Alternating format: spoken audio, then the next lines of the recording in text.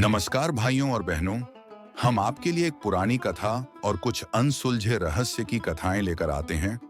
उम्मीद करते हैं कि आपको यह पसंद आएगा। लाइक, शेयर और सब्सक्राइब पसंद आने पर करें। चलिए चलते हैं अनसुलझी किस्सों की दुनिया में। यह कहानी एक सत्य घटना पर आधारित है। इससे हमें एक गहरा संदेश मिलता है। हम आशा करते हैं कि आप ईमानदारी, सच्चाई और नेक अमल से अपनी जिंदगी में खुशियां भर सकते हैं।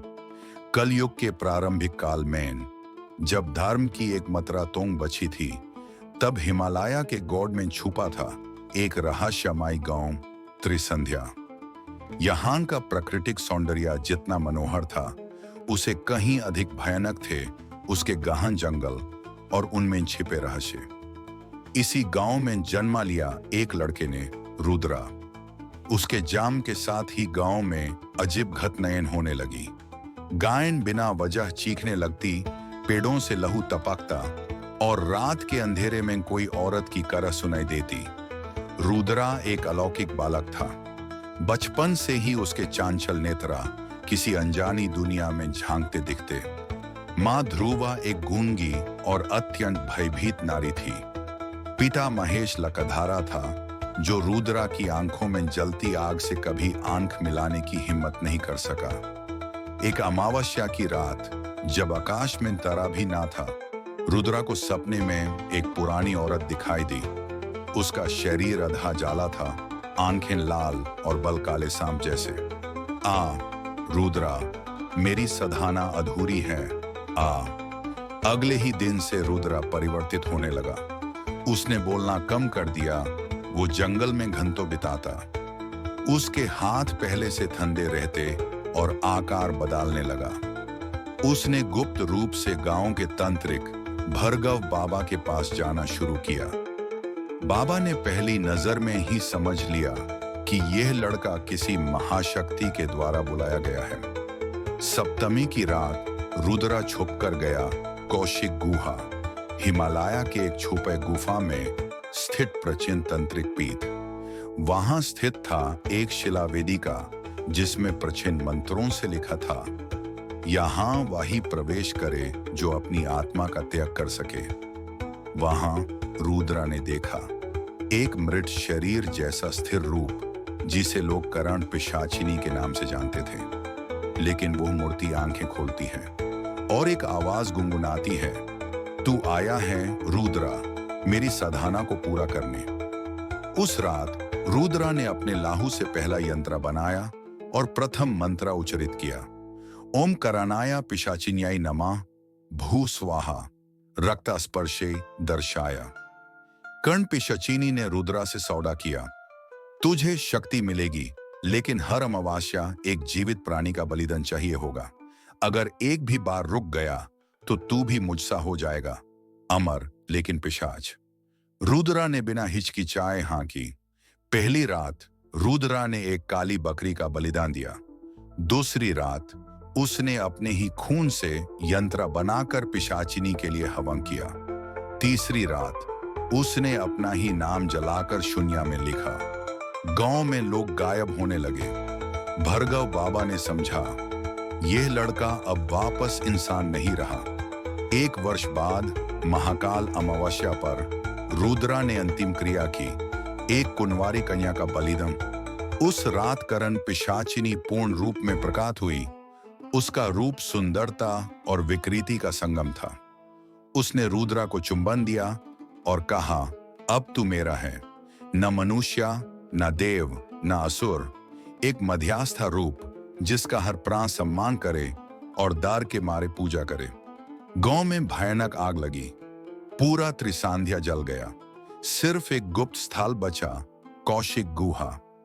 सदियों बाद ब्रिटिश काल में एक अंग्रेज एक्सपीडिशन वहां गया और वहां उन्हें एक जीवित शरीर मिला, जिसका रोम रोम शांत था लेकिन आंखें लाल। उन्होंने उसे टच किया तो तुरंत एक ज्वाला फूट पड़ी। आज भी कहते हैं हिमालय में कौशिक गुहा बांध है, लेकिन कुछ लोगों ने रात के तीसरे पहर में एक रूप देखा है, जो रात में गुहा के बाहर आता है और ओम करानाया नमः का जाप करता है। रुद्रा की साधना पूरी हुई, लेकिन उसकी कीमत थी मानवता का त्याग। करण पिशाचिनी ने जो चाहा पा लिया, लेकिन हर शक्ति एक दिन रोग बन जाती है। क्या आप तैयार हैं इस साधना के लिए? क्या आप सुन सकते हैं उसकी आवाज? अगर हाँ, तो अगली अमावस्या गुहा की ओर मत जाना। हिमालय के नीले आसमान के नीचे जिस जगह को सदियों पहले त्रिसंध्या कहा जाता था, वहां अब एक छोटी सी पहाड़ी बस्ती थी। नाम था अग्निपुर। कोई नहीं जानता था कि जमीन के नीचे किस युग का पाप सो रहा है। एक रात एक अंधी तूफान में एक बच्चा पैदा हुआ। उसका नाम रखा गया शौर्य। उसकी आंखें लाल थी और हाथ पे जाम के समय से एक यंत्र की रूपरेखा थी। कोई नहीं जानता था कि यह रुद्रा का पुनर्जन्म था। शौर्य के सपने में बार बार एक पुरानी औरत आती, आधा जाला हुआ चेहरा, सांपों जैसे बाल और एक शब्द, वापस आ, समय आ गया है। शौर्य जैसे जैसे बड़ा होता गया, उसकी रुचि मानव शरीर के राज, तंत्र और मृत्युंजय में बढ़ने लगी। उसने लाइब्रेरी में एक पुराना ग्रंथ पाया, कौशिक गुहा तंत्र।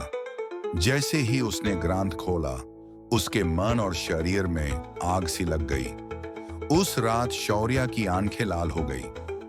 उसने देखा एक गुहा, एक मूर्ति, और उस मूर्ति के सामने एक आत्मा जो बोल रही थी, शौर्य, तू रुद्रा है, तेरी साधना अधूरी है। शौर्य ने हिमालय की यात्रा शुरू की। पहाड़ों में एक अंधी रात उसने पाया कौशिक गुहा, लेकिन इस बार वहां सब कुछ शांत था। सिर्फ एक शब्द गूंज रहा था, कर्ण पिशाचिनी जाग चुकी है। गुहा में उसने एक यंत्र पाया जिसमें लहू अब भी गर्म था।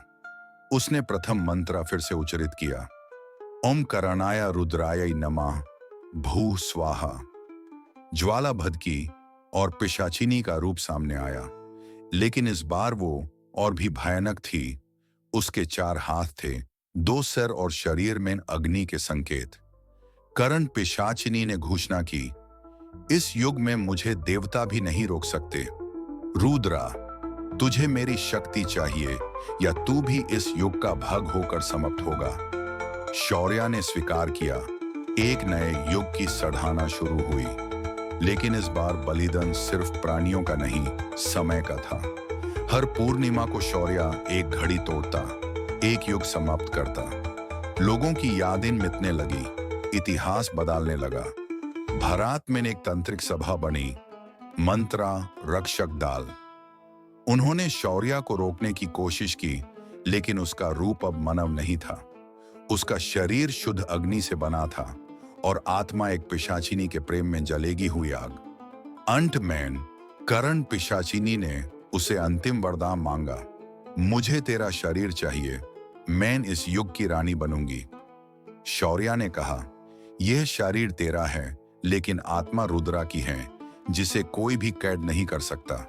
और उसने गुहा में अपने आप को अग्नि में समर्पित कर दिया। अंत गुहा फिर से बंद हो गई। हिमालय में एक और गुप्त पीठ सो गया।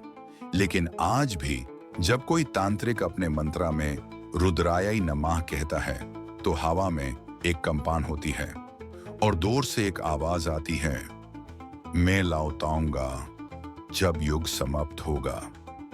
क्या आप तैयार हैं तीसरे भाग के लिए?